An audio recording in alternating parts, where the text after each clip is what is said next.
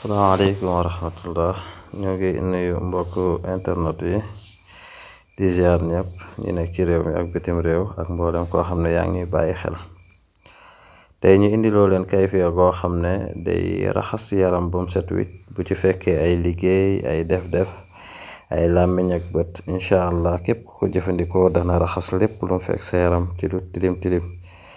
mooy dangay bind suratul ixlaas 111 fois nga koy bind ak suratul naasi 111 ñaar yooyu ngay bind nga boole ko ak xasu xay juróom-ñaari xasu xay ak juróom-ñaari layset ak juróom-ñaari puso nga sangoo ko juróom-ñaari fan.